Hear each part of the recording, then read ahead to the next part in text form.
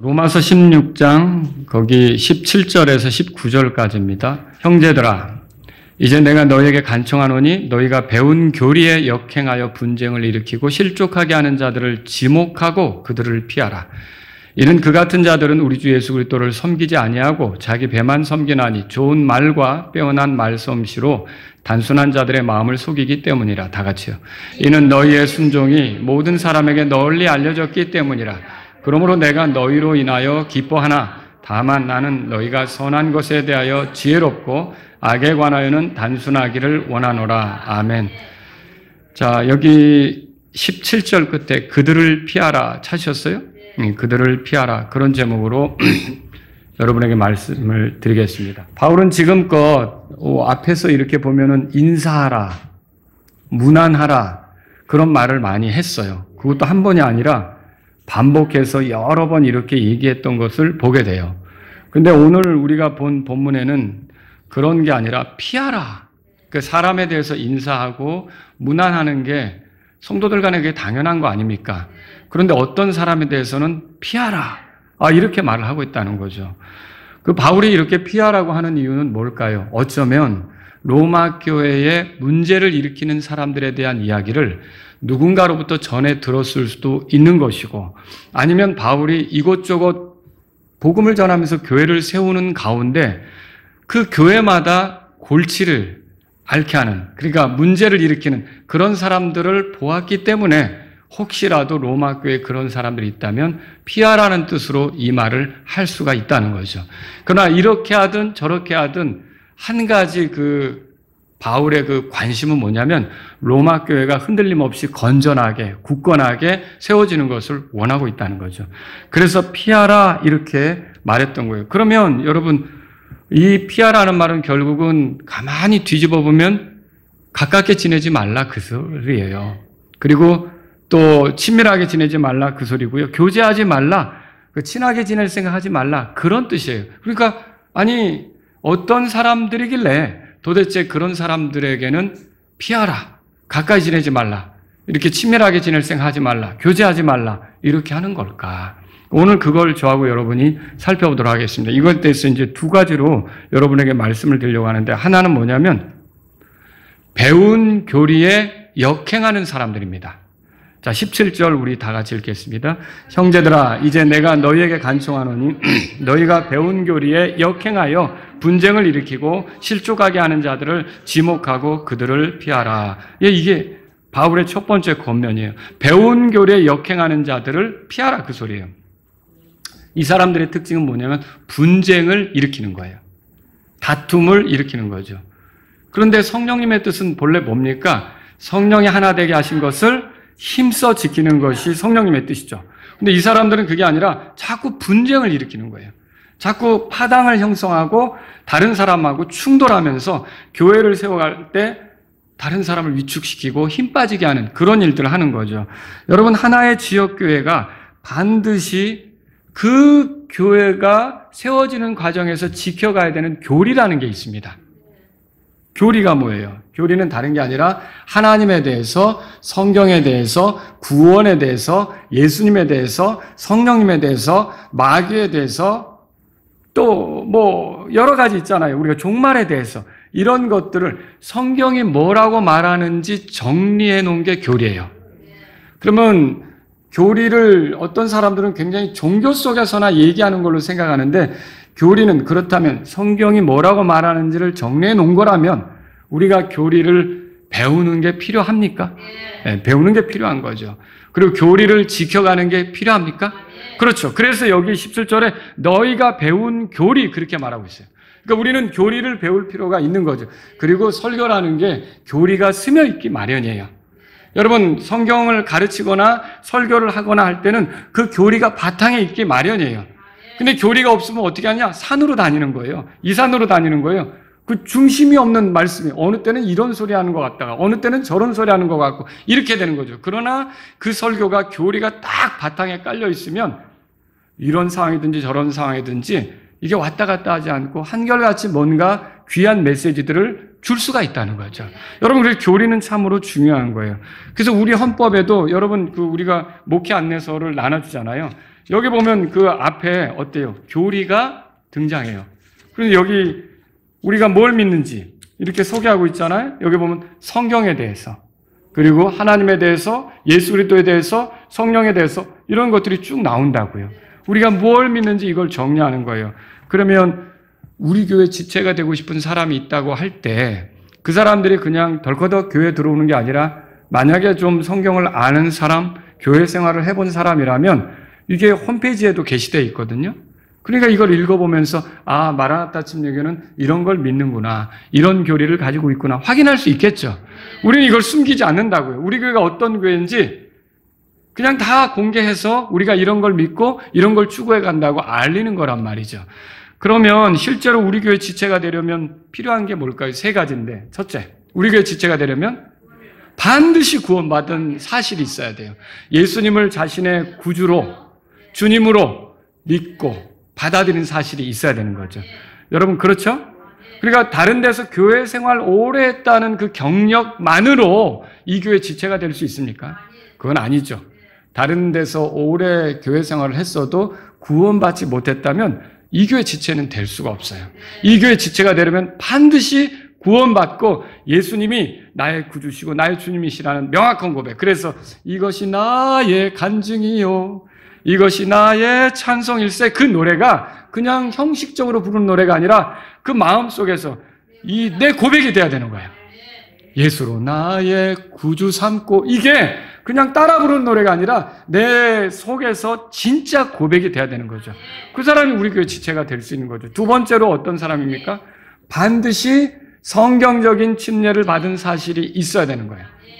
그래서 구원받은 다음에 받는 침례가 그게 성경적으로 맞는 침례죠. 그렇죠? 구원받지 못하면 그냥 물속에 들어갔다 나온 거죠. 그런 침례는 몇 번을 받아도 소용이 없는 거예요. 그러니까 정말 믿음의 고백으로 받는 침례이어야 한다는 거죠. 그것도 물을 머리에 이렇게 찍는 그런 게 아니라 예수님의 죽음과 무침과 부활을 보여주는 그런 그 복음을 보여주는 침례여야 한다는 거죠. 그래서 내가 그 침례를 받음으로 나도 그리스도의 복음을 받아들였다.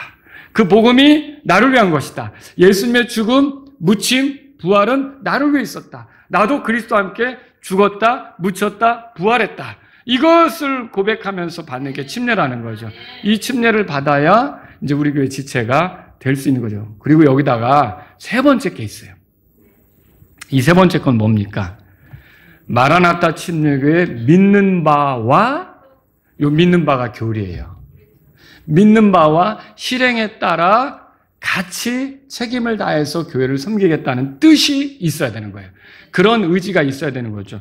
그럼 여러분, 그 마라나타 침례교회가 처음이고 이제 막 예수님을 믿게 됐고 신앙생활 오래 한 경험이 없는 사람은 마라나타 침례교회가 뭘 믿는지 분간하기는 어려울 수 있잖아요. 그런 사람들은 단순히 그럼 내가 여기서 구원받았으니 복음을 받아들였으니 이 교회 믿는 바를 따라 내가 가겠습니다. 그러면 되는 거예요. 근데 만일 다른 데서 교회 생활을 오래 했던 사람들이 이 마라나타 침례교를 오려고 할 때는 뭐가 필요할까요? 그분들이 그냥 덜커덕 교회 온다는 것이 아니라 예전에 그런 분들이 있었어요. 어떤 분이 전화를 했어요. 그래서 박종훈 형제님이 저에게 바꿔줬어요. 제가 지금 한 50분 정도 거의 1시간 가까이 제가 상담을 했던 것 같아요. 근데 그분들이 몇 주 후에 우리 교회 와서 지체가 되겠다는 거예요. 근데 장로교인인데. 그럼 여러분, 장로교인이 그렇게 한다 그러면 그냥 곧바로 들어올 수 있습니까? 아니죠. 우리의 믿는 바에 동의가 되는지, 우리 믿는 바를 수용할 수 있는지. 근데 만약에 수용할 수 없다면 들어올 수 있을까요? 예를 들어서 막 예정론을 믿고 있고요. 복음전도 할 필요가 없고요. 구원받는 건 이미 다 정해져 있으니까 때 되면 다 건진받고요. 이러면 우리가 그 사람을 우리가 받아들일 수 있습니까? 받아들일 수 없는 거죠. 그래서 다른 교회에서 신앙생활 했던 사람들은 반드시 우리 교회가 뭘 믿는지 이렇게 체크해 볼 필요가 있다는 거죠. 그래서 내가 이거는 다 아멘이 되고 조금 다른 부분도 있지만 이게 나한테는 큰 문제가 되지 않는다. 나는 그냥 마라나타 침례교회가 하고자 하는 대로 따르길 원한다. 그럼 우리 교회 지체가 될 수 있는 거예요. 근데 만일 이 사람이 그게 수용이 어려워요. 그런데도 그냥 성도들 보니까 막 웃는 얼굴이고 분위기가 좋고 표정이 밝고 그래서 나도 이 교회에서 신앙생활 하겠다고 들어오면 어떻게 될까요? 여러분, 그렇게 되면 그 사람이 들어와서 이제 우리의 믿는 바를 바꾸려고 시도할 때, 우리가 배워온 교리를 뜯어 고치려고 시도할 때, 그때는 어떤 일이 생길까요? 그게 분쟁이 일어나기 시작하는 거예요. 그래서 다른 사람을 설득해서 이게 마라나타 침례가 지금까지 믿어온 바지만 이렇게 해서는 안 된다. 침례? 아니지. 물침례? 물속에 잠기는 거? 아이, 복잡하잖아. 간단하게 우리 해도 되지 않을까? 뭐 이런 식으로 사람들을 설득해서 그렇게 간다 그러면 여러분, 그때는 교회가 평화롭겠습니까? 분쟁이 일어나는 거죠. 여러분, 그렇게 해서는 안 된다는 거죠. 그래서 마라나타 침례에 와서 어떤 것들을 이렇게 보고서 내가 말하자면 교리적으로 이것은 아니다 싶어서 그걸 뜯어 고치려고 하면 여러분, 그거는 위험한 시도가 되는 거죠. 예를 들어서 어떤 젊은 사람이 유학 생활을 하고 돌아왔어요. 신학을 공부했단 말이죠. 그러니까 목사님이 그 유학생을 자신의 조력자로 삼고자 부목사로 안수를 했어요. 근데 이 부목사가 뭐 목사님이 신방도 하라 그러고 이렇게 이제 성도들 성경 공부도 하라 그러고 이렇게 기회를 주니까 성도들을 만나 돌아다니면서 이 얘기를 하는데, 이게 우리 교회가 이렇게 믿어왔지만 사실은 내가 신학을 해보니까 그건 아니더라고. 이거는 별로 우리가 잘못 알고 있는 거라고. 이렇게 해야 되는 게 맞다고. 우리가 그렇게 배운 교리는 이게 문제가 많다고. 이렇게 되면 여러분, 그게 목회에 도움이 되는 겁니까? 아니죠. 교회를 세우는데 그게 힘이 되는 겁니까? 아니에요. 결국 그래서 그렇게 해가지고 목사님의 신임을 얻었지만 그걸 역으로 이용해서 교회 성도들에게 그동안 배워온 교리에서 역행하도록 선동을 했기 때문에 그래서 교회 성도들을 데리고 교회에 나가게 됐어요. 결국 못 있고. 그러면 여러분, 이거 신천지가 쓰는 수법 아닙니까? 신천지가 쓰는 수법이 그거예요. 신천지가 어떻게 하냐면 처음에 그냥 쥐죽은 듯이 교회에 들어가서 또 교회를 또 추수 바치라고 생각하죠. 그래가지고 다른 밖에서 추수하는 게 아니라 왜 남의 교회 가서 추수를 한대. 그 추수를 한다고 들어가가지고 목사님의 신임을 얻겠다고 모든 모임에 빠지지 않고 모든 그런 기도 모임, 모든 전도 모임 아주 열심히 하죠. 그러면 목사님이 그 사람을 신임해가지고 이제 중요한 위치에 앉히는 거예요. 그럼 이 사람이 중요한 위치에 있게 되면은 사람들도 주목할 거 아닙니까? 그러면 그 주목받는 위치에서 이제 서서히 목사님이 가르친 거에 대해서 뒤집는 말을 하는 거죠. 그러면 성도들이 어떻게 생각하겠어요? 목사님이 신뢰했던 저 가까운 위치에 있는 사람이 저 정도라면 목사님에 대한 비난이나 목사님에 대한 문제나 가르침이나 이런 거에 대해서 이의를 제기하고 이렇게 한다면 교회가 시끄러지지 않겠습니까? 그래서 그 신천지 때문에 교회가 쪼개지고 갈라지고 이런 게 어마어마하게 많다는 거죠. 자, 그런 사람들은 어떻게 하라는 거예요? 그러니까 피하라는 거예요. 그런 사람들에게 만약에 교회를 그렇게 이렇게 흩으려고 하는 그런 사람들이 들어오면 따뜻하게 할 필요가 없다는 거죠. 여러분, 우리가 사랑으로 인사하고 무난하는 거 맞습니다. 그러나 교회를 흩으려고 하는 것은 옳지 않다는 것이죠. 자, 우리 교회는 하나님의 말씀 보존을 믿습니다. 여러분 다 믿죠? 그래서 우리가 여기 보면 성경 나오잖아요. 이게 하나님께서 하나님의 계획에 의해 보존되어 오류 없는 하나님의 말씀임을 믿는다. 이렇게 여기 나온다고요. 그런데 그래서 우리가 신뢰할 만한 성경이 지금도 있다. 이렇게 믿는 거예요. 원본을 구할 수 있어요, 지금? 없죠. 사본 보려면 그냥 쑥 보면 여러분 히브리어 헬라 보면 아멘, 아멘 하고서 읽습니까? 공부 좀 필요해죠.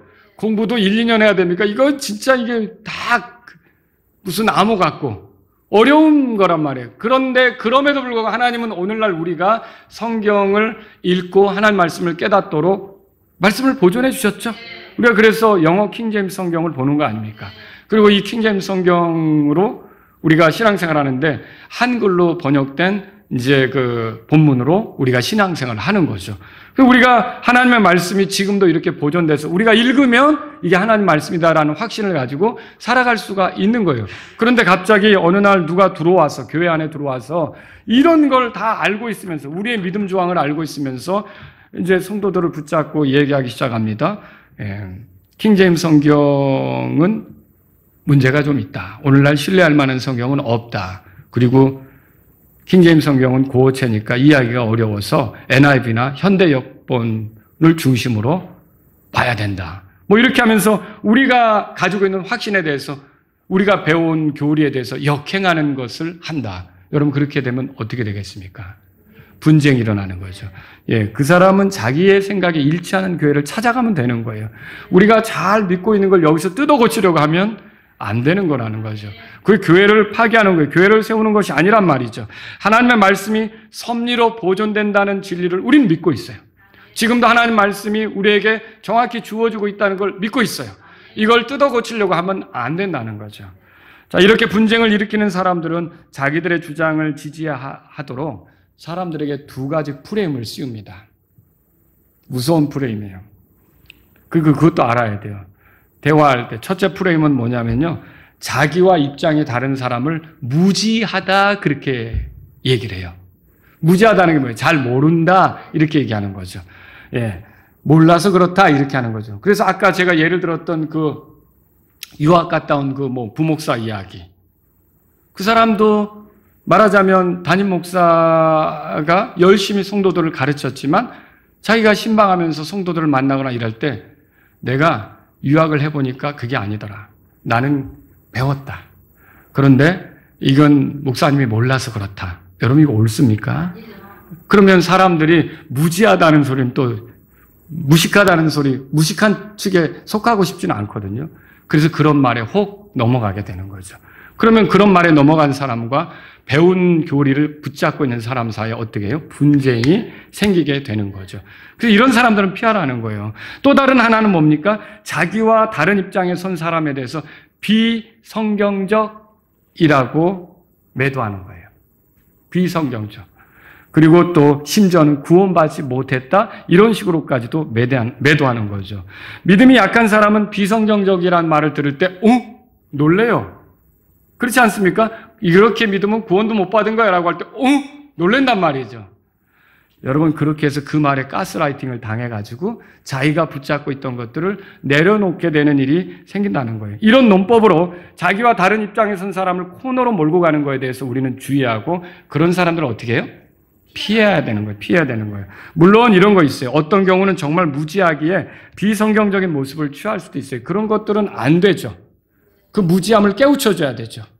그리고 성경적으로 하지 않는 것은 성경이 이렇다고 가르쳐줘야 되는 게 맞죠. 그런데 우리가 여기에 믿는 말을 정할 때는 어떻습니까? 고민 많이 한 거죠? 기도한 거죠? 여기 성경에서 발췌해서 이런 것들, 성경에 근거해서 이런 것들을 우리가 믿기로 정한 거 아닙니까? 그렇다면 우리는 지금 이것을 이제 와서 이거를 뜯어 고치려고 할 게 아니라 이걸 지켜가는 선택을 해야 된다는 거죠. 그게 우리가 교회가 든든히 세워지는 길이라는 거예요. 또 이런 피해야 하는 사람들, 그 교리에 역행하는, 배운 교리에 역행하는 그 사람들의 특징은 뭐냐면 실족시킵니다. 실족시킨다고 거기 써 있죠? 분쟁을 일으키고 실족하게 하는 자들을 지목하고 그들을 피하라 그렇게 돼 있어요. 여기서 실족하게 해당하는 그리스 말은 스칼달론이라고 그래요. 여러분 영어로 스캔들 들어보셨죠? 스캔들이 뭐예요? 도덕적으로 문제가 되는 생활로 다른 사람을 실족시키는 게 스캔들. 그래서 스캔들 났다. 그러잖아요. 그게 스캔들이에요. 그런 것처럼 배운 대로 하지 않아 다른 사람을 실족시키는 것을 여기서 말하고 있는 거죠. 사실 교리가 동일하면 많은 것들을 서로 하지 않는 것 같은데도 그 사람이 옆에 있는 게 힘이 납니다. 여러분 그거 아세요? 동일한 믿음을 가지고 믿는 바가 같을 때는요, 옆에 있는 게 힘이 난다는 거죠. 같은 걸 믿으니까. 근데 뭔가 모르게 다르다 그러면 있어도 뭘 자꾸 얘기를 하고 자꾸 같이 먹으려고 하고 같이 차 마시러 가고 하는데도 불편하게 되는 경우가 있는 거예요. 이 교리적으로 일치가 안 되면 그렇게 되는 거죠. 여러분 우리가 여기 책자에 보면 8번, 9번, 구원에 대해서 얘기할 때 뭐라 그러냐면 우리는 칼빈주의와 예수님의 완전하고 영원한 희생의 은혜, 인간의 행위를 더하는 극단적 세대주의나 모든 사람의 궁극적인 구원을 주장하는 초세대주의를 배격한다. 초세대주의는 다 때 되면 구원받는다는 거고요. 그리고 이게 극단적 세대주의, 칼빈주의는 예정론을 얘기하는 거고요. 구원받는 사람, 이제 정해져 있어서 우리가 복음 전할 필요도 없고 알아서 때 되면 되는 거고. 그런데 이 극단적 세대주의는 뭐예요? 여러분 극단적 세대주의는 다른 게 아니라 시대마다, 그러니까 세대마다 구원 방법이 다르다고 가르치는 거예요. 하나님의 구원 방법은요, 언제나 믿음에 의한 것입니다. 여러분 그렇게 믿으십니까? 그리고 믿음에 의한 것이기 때문에 사람의 수고, 노력, 행위와는 상관이 없습니다. 그리고 사람의 그 노력, 수고, 행위와 상관이 없다면 이 하나님의 구원은 은혜로 되는 것입니다. 그래서 이 믿음과 은혜로 된다고 에베소 2장 8절에 말하는 거예요. 그리고요, 또 여러분, 하나님께서는 구약시대 사람들에게, 구약시대 사람들은 다른가? 구약시대 사람들에게 이미 약속하셨어요. 말씀하셨어요. 여자의 씨를 약속하셨어요. 아브라함의 씨를 약속하셨어요. 그렇죠? 읽어보시죠? 그리고 유다 지파에서 그리스도가 오시고 다윗의 자손으로 오시고 다윗의 씨로 오시고 하나님이 약속하신 게 있다고요. 그러면 여러분, 이런 하나님의 약속을 믿었던 사람들은 누가 구원합니까? 그 약속의 성취가 되시는 예수 그리스도가 그들을 구원하는 거예요. 그리고 우리는요, 이미 약속이 성취됐죠. 십자가에서. 그거를 우리가 듣고 복음 전도자를 통해 듣고 믿는 거 아닙니까? 그럼 우리를 누가 구원합니까? 그 십자가에 달리셨던 부활하신 예수님이 우리를 구원하는 거죠. 그럼 온 인류를 구원하는 분은 누굽니까? 그 누구도 자기 힘으로 구원되는 사람은 아무도 없어요. 그러니까 율법을 지켜 구원받는다는 건 자기 힘으로 구원된다는 건데, 여러분 그거 있을 수 없습니다. 구약시대 사람이든지 신약시대 사람이든지 영혼 안에서 이미 예수 그리스도는 구원자시고 모든 세대 사람들을 구원하는 구원자는 한 분이에요. 예수 그리스도라는 거죠. 여러분, 이걸 우리가 뒤집으려고 하는, 이 배운 교례에 역행하는 그런 사람들이 있으면 우리가 편할까요? 불편할까요? 우리 가운데 불편하게 되는 거예요. 그래서 그런 경우는 우리가 교제하기가 어렵게 된다는 거죠. 또 오늘날 누군가 예수님을 믿어도 구원받으려면 율법을 지켜야 된다. 맞아요? 구원받으려면 예수님을 믿어도 안식일을 지켜야 된다. 맞아요? 구원받으려면 예수님을 믿어도 계시록을 알아야 된다. 맞아요? 아니죠. 구원받으려면 예수님을, 이게 신천지가 웃긴 게 노력으로 구원받는 게 신천지 교리예요. 공부를 해야 되는 거예요. 계시록을 알아야 되는 거예요. 시험 쳐야 되는 거예요. 그렇게 해서 그들이 그 14만 4천 명 또 12지파에 들어가야 되고, 그게 다 시험 쳐야 되는 거예요. 여러분, 그렇게 하는 게 구원 방법이 어떻게 그게 성경이 말하는 거예요? 아니죠. 아닌 거예요. 어떤 수준에 이르러야 그 사람들이 그 안심할 위치에 있게 된다고 말하는 거죠. 이거 옳지 않은 거죠. 그래서 저와 여러분들은요, 구약시대 사람들이나 신약시대 사람들이나 믿음으로, 그리고 하나님의 은혜로, 그 말씀을 믿는 믿음으로 하나님의 은혜로, 그리고 그들을 구원하는 분은 예수 그리스도다. 이렇게 정리하면 되는 거죠. 그러니까 우리가 이런데 다른 것들을, 우리 배운 교례 역행해서 오는 사람들을 우리가 사랑으로 우리 쪽으로 올 수 있도록 도와줄 수는 있지만 고집을 부린다면 함께 갈 수는 없다라고 하는 거죠. 그렇게 믿는 교회들도 있죠. 그런데 누군가 와서 그렇게 믿는 교회 다니다가 와가지고 여기서 그런 주장을 하면 돼요, 안 돼요? 안 되는 거죠. 우리는 그런 사람들을 피할 필요가 있다라고 하는 거죠. 자, 두 번째는요, 역행하는 사람들, 배운 교례 역행하는 사람들을 피하라는 거고, 두 번째는요, 섬기는 동기와 방식이 잘못된 사람들입니다. 자, 18절 다 같이 읽겠습니다. 18절 읽겠습니다. 이는 그 같은 자들은 우리 주 예수 그리스도를 섬기지 아니하고 자기 배만 섬기나니 좋은 말과 빼어난 말솜씨로 단순한 자들의 마음을 속이기 때문이라. 자, 여기 섬긴다는 말이 나오죠. 섬기는데 동기는 예수 그리스도를 섬기는 자세로 성도들도 섬겨야 되는 거예요. 근데 여기서 우리가 피해야 될 사람의 특징은 뭐냐면 자기 배만 섬긴다, 그렇게 됐어요. 그러니까 그리스도를 섬기는 겁니까? 아니죠. 자기 배만 섬긴다는 게 자기 자기 만족, 자기 명성, 자기 지위 확보, 이런 것들을 위해 활동한다는 거예요. 바울은 그러한 자들을 피하라, 그렇게 말한 거죠. 한때 어떤 교회에서는요, 그렇게 주일학교 교사를 하고 싶은 형제 하나가 있었어요. 그런데 늘 성도들 앞에서 가르치고 싶었고, 자기가 하나 깨달은 거를 이렇게 전달하고 싶어서 굉장히 이 사람 붙잡고 저 사람 붙잡고 그렇게 얘기를 하는데, 근데 들어보면 특이한 내용들이에요. 교회를 세우는 것과 깊이 관계도 없는 것 같고, 결국은 그럼 그 교회 목사님은 어떻게 했느냐? 그 형제를 끝까지 교사로 세우지는 않았어요. 이 형제는 교사로서 나도 좀 가르치는 위치에 있고 싶다. 이게 누구의 욕심이에요, 그러니까? 자기 욕심이죠. 다른 사람들이 내 말을 듣는 거를 나는 지금 원한다, 이런 거죠. 그런데 결국은 교사로 세우지 않아서 그 형제는 그 교회를 떠나게 되었어요. 자, 성경 기록에서 A나 B, 무엇이 옳으냐, 이런 걸 논하는 것도 중요하지만 결국 성경을 배우는 거는 섬기기 위한 겁니다. 순종하기 위한 겁니다. 그렇지 않습니까? 그리고 또 이렇게 이제 교사로서 가르친다고 하면 삶으로서도 뭐 지식 전달만이 전부는 아니잖아요. 여러분 어떻게 생각하십니까? 지식 전달도 필요하지만 그 지식을 어떻게 자신의 삶에 적용해서 섬기냐, 살아가냐, 이것도 필요한 거 아닙니까? 자, 그런데 이 사람의 삶에는 가정이 깨졌고 이 형제는 자녀들을 잘 양육하지 못했고 이런 문제가 있는 거예요. 그러면 그 형제가 가르칠 때 자녀 양육에 대해서 가르칠 때나 어떻게 하면 결혼 생활을 잘해야 되는지 가르칠 때면 성도들이 들으려고 하겠습니까? 안 듣겠죠. 이런 문제가 있다는 거예요. 그래서 교회는 누군가를 교사로 세울 때 충분한 검증이 필요한 거예요. 그 검증은 단지 말 잘한다고 세우는 게 아니에요. 그거는요, 똑똑하다고 세우는 것도 아니에요. 그거는요, 세상에서 사회적 지위가 있다고 세우는 것도 아니에요. 뭐예요? 배운 교리에 역행하지 않으면서 순수한 동기를 가지고 섬기는 사람, 그 사람을 세워야 된다는 거죠. 이 동기가 잘못된 사람들은요, 방식도 잘못돼요. 그래서 방식도 잘못되다 보니까 속이는 자들이에요. 여기 보니까 성경에 18절 그때 좋은 말과 빼어난 말솜씨로 단순한 자들의 마음을 속이기 때문이라 그렇게 돼 있죠. 18절에 그 킹제임스 영어 성경에 보면 fair speeches 그렇게 돼 있어요. 이 fair speech, 이 말이 잠언 7장 21절에 이렇게 써 있어요. 그녀가 자기의 많은 좋은 말로 그를 굴복시키고 자기 입술에 아첨하는 말로 그를 강제로 이끌더라. 이게 뭐냐면 그러니까 음란한 여자가 남자를 유혹할 때 아첨하는 말로 듣기 좋은 말로 말하는데 그게 여기서 좋은 말이라고 표현됐어요.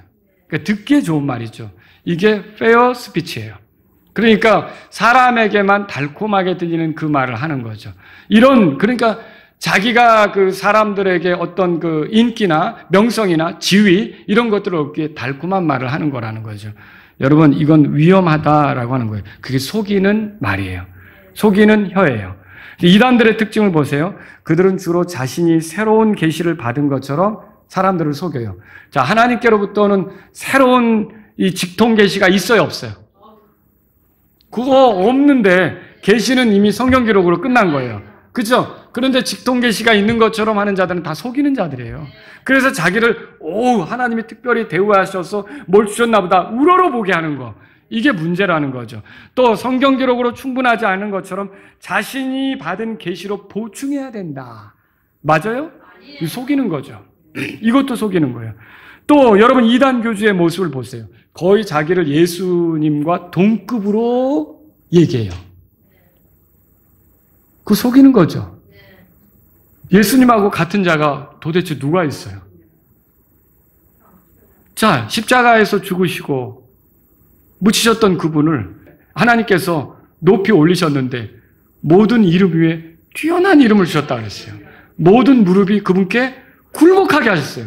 모든 혀가 그분을 향하여 주라고 고백하게 했어요. 그분 같은 분이 어디 있어요?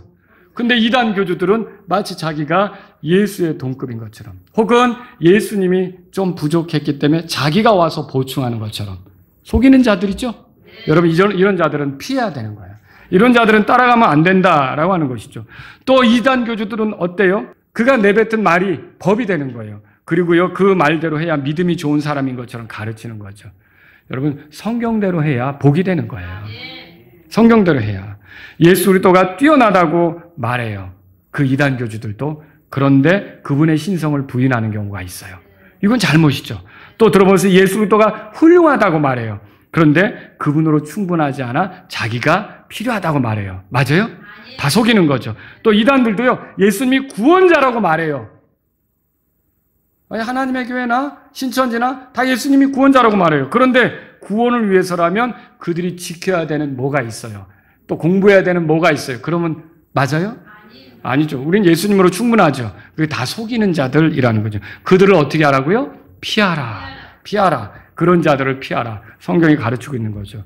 결론적으로 교회에서 배운 것에 역행하는 사람, 그것으로 인해 분쟁을 일으키고 실족하게 하는 사람, 그리스도를 섬기는 것이 아니라 자기 기회를 위해서, 자기 만족을 위해서, 자기 욕심을 위해서 하는 사람, 근사한 말로 다른 이들을 속이는 사람들은 우리가 어떻게 돼요? 피해야 한다. 피해야 된다는 거죠. 물론 그들이 교회를 어지럽힌다고 해서 우리가 그들을 마녀 사냥하듯 할 수 있습니까? 바울의 이 기록을 보니까 그들을 화형시켜라, 그들을 수상시켜라, 그들이 이제 회개하도록 고문을 좀 해라, 이렇게 돼 있습니까? 그런 거 없어요. 그냥 단순하게 뭐 하라는 거예요? 피하라는 거예요. 여러분, 그리스도인이 안 맞을 때는 피하는 거예요. 이게 같이 갈 수 없다고 생각하면 피하는 거죠. 예. 여러분, 여기서 그러면서 뭐라고 말합니까? 그 17절 보세요. 배운 교리에 역행하여 분쟁을 일으키고 실족하게 하는 자들을 뭐라고 돼 있어요? 지목하고, 그렇게 돼 있죠? 이 지목하다라는 말은 시편 37편 37절에서는 주목하다로 번역이 돼 있어요. 지목하다, 주목하다. 근데 이 지목하다라는 이 단어가 그리스 말로는 스코페오예요. 스코페오. 근데 이게 만안경을 우리가 뭐라 그러냐면 텔레스코프라고 하죠. 이 말이 다 여기서 온 거예요. 그러면 여기 지목하다, 이건 뭐예요? 예, 다른 게 아니라 주의하여 관찰하라는 거죠. 그들을 세심하게 보고 그들을 결국은 피하라. 이 말을 지금 성경이 하고 있는 거예요. 여러분, 그리스도인은 사랑이 넘쳐야 합니다. 하지만 같이 갈 수 없는 사람이라고 할 때는 분리되는 거예요. 분리되는 거예요. 피하는 거죠. 이걸 성경이 우리에게 가르쳐주고 있는 거예요. 피할 때, 분리될 때 누군가는 서운해할 수도 있어요. 속상해할 수도 있어요. 하지만 필요하다면 우리는 그 결정을 해야 된다는 거죠. 우리의 믿는 바에 역행하여 분쟁을 일으키고 동기가 잘못된 성경교사들은 함께 갈 수가 없습니다. 교회를 세우고 건강하게 하기 위해서는 분리가 필요할 수 있다는 것이죠. 자, 여기 보세요. 19절 다 같이 읽습니다. 이는 너희의 순종이 모든 사람에게 널리 알려졌기 때문이라. 그러므로 내가 너희로 인하여 기뻐하나 다만 나는 너희가 선한 것에 지혜롭고 악에 관하여는 단순하기를 원하노라 그랬어요. 여러분, 선한 것에 지혜롭고 악에 대해 단순하라는 이 말은 뱀처럼 지혜롭고 비둘기처럼 순결하라는 예수님의 말씀이 떠오르게 해요. 우리는 악에 대해 알아야 하지만 그걸 배우기 위해 아는 게 아니에요. 그걸 거부하기 위해서 아는 거죠. 오히려 우리에게 필요한 건 뭐냐면 선에 집중하는 거예요. 왜냐하면 선과 악은 다르잖아요. 우리가 선에 집중할수록 악을 구별하기가 좋은 거죠. 그래서 저와 여러분들이 하나님 말씀을 통해서 하나님의 선에 집중하는 게 필요하다는 거죠. 그러면 악을 구분하기가 좋겠죠. 바울이 이처럼 피해야만 하는 사람들을 말하는 것은 결국 로마 교회를 사랑하는 표시라는 거예요. 우리도 인사하고 문안해야 됩니다. 그러나 어떤 경우는 피해야 합니다. 왜요? 교회를 세우기 위해. 교회가 흔들림 없이 가기 위해 그게 필요하다는 거죠. 자, 그래서 이 말씀에 따라 제가 세 가지를 여러분에게 말씀드리고 끝낼게요. 첫 번째는 뭐냐면 우리는 마라나타 침략의 믿는 바와 실행에 대해서 계속 일관되게 가고자 해야 합니다. 성경 기록을 보는 입장들이 다양해요. 그러면 여러분 이게 왜 필요하냐면요. 이 믿는 바가 왜 필요하냐면 어때요? 실제로 그리스도인인데 성경을 보는 눈이 다 같아요? 다 다르잖아요. 근데 다 다른데 이거를 다 다른 방식으로 주장하면 서로 그거 주장하느라고 맨날 싸울 거 아닙니까? 맨날 충돌할 거 아닙니까? 그런데 다른 사람들이 있을 수는 있지만 적어도 하나의 교회에서는 동일한 목소리를 내고 동일하게 믿어서 이런 분쟁은 피하고 그거는 이제는 접어두고 복음 전하고 선교하고 형제 세워주고 이런 데 힘쓰자. 그런 뜻으로 우리가 이런 것들을 정할 수밖에 없는 거라는 거죠. 그래서 이걸 이해한다면 어때요? 우리는요, 이것을 지켜가려고 해야 되는 거예요. 저도 이걸 벗어나면 안 되는 거죠. 그래서 여러분이 이 헌법 읽어보면 이거 바꾸려면 성도들의 100% 동의가 필요한 거예요. 전체 회원에. 그리고 이걸 바꾸는 순간 교회 색깔은 달라지겠죠. 다른 교회가 되겠죠. 그러니까 이거는 바꿀 수가 있는 거예요? 바꿀 수 없는 거예요? 바꾸기가 어려운 부분이 되는 거죠. 그래서 저도 여기에 맞게 여러분에게 설교해야 되는 거고 제 뒤에 오는 목사도 이거에 맞게 설교를 해야 되는 거예요. 근데 그분이 자기 취향이 따로 있다고 이걸 뒤집어서 다른 방식으로 설교하면 되는 거예요? 아니라는 거죠. 자, 여기에 있는 여러분도 이거에 맞게 신앙생활을 해야 되는 거죠. 그럼 이 뒤에 오는 성도들은 어떻게 되는 거예요? 동일하게 이거 맞게 신앙생활을 해야 되는 거죠. 그래야 마라나타 침례교회가 든든히 세워지는 거예요. 올 때마다 다른 소리 하는 사람들이 계속 늘어나서 서로 다른 소리 한다. 이게 아무 문제가 없는 것 같이 사람 수만 늘어나는 것 같지만 나중에 이게 한번 터져버리면 대여섯 개로 교회가 나눠질 수도 있는 거죠. 이건 문제가 되는 거예요. 그래서 우리는 모두가 이 믿는 바와 실행, 우리가 서로 약속한 거 있죠? 이걸 계속 지켜가려고 해야 된다는 거예요. 두 번째로 우리는 마라나타 침례교회 믿는 바와 실행에 일치된 생각, 행동을 표현할 수 있어야 돼요. 어디서 주어들은 세속적인 것을 영향받아서 우리가 믿는 바에서 멀어지려고 하면 안 되는 거죠. 그리고 여러분 유튜브나 다른 교회 가르침을 또 듣고 와서 그 교회는 그렇게 믿을 수가 있겠죠. 그렇지 않습니까?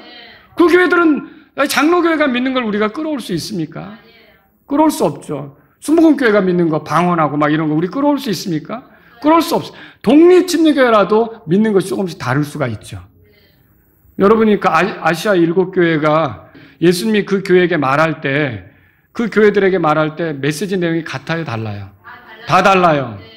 그럼 필라델피아의 교회에게 한 메시지를 라오디게아 교회가 이거 우리 교회 메시지네라고 받아들이면 돼요? 아니에요.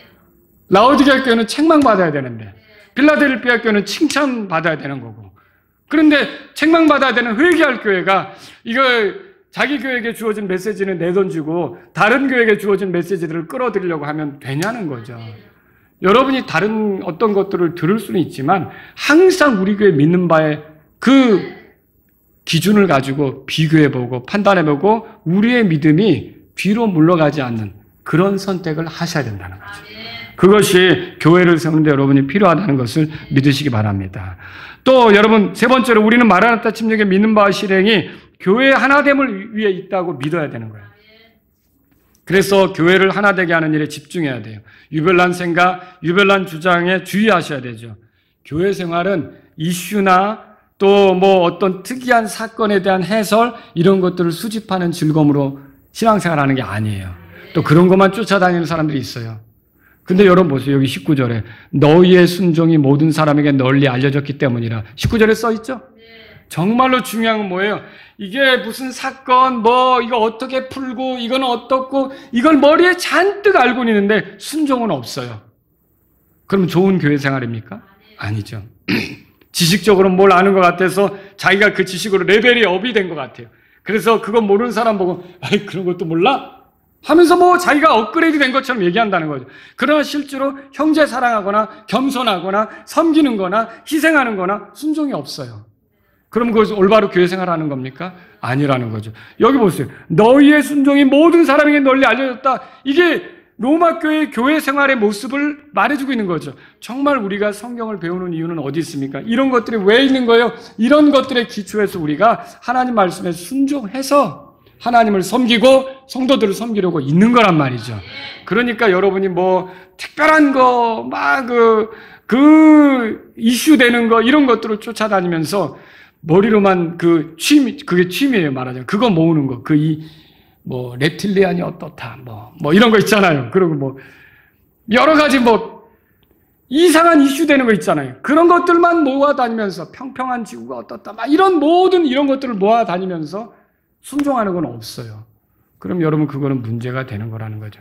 성경은요, 설교를 듣는 건요, 성경 읽기 하는 건요, 하나님 뜻에 순종하기 위해서 하는 거예요. 그걸 잊어버리면 안 되는 거죠. 다 같이 일어서시겠습니다. 오늘 이 말씀을 들으신 여러분 가운데 마라나타 침례교회가 하나 되기를 바란다면 여러분 기도하십시오. 하나님, 우리 교회가 믿음으로 하나 되고 이후로 들어오는 사람들도 믿음의 일치를 이루면서 건강한 교회가 되게 해주십시오. 이런 교회를 들으시면 좋겠습니다. 이 교회에서 내가 순종하는 사람으로 주님을 섬기게 되기를 원합니다. 말씀을 듣고 내가 정말 순수한 동기로 주님을 섬기고 성도들을 섬기를 원합니다. 이런 분들이 있다면 이 시간 주님 앞에 나아가십시오.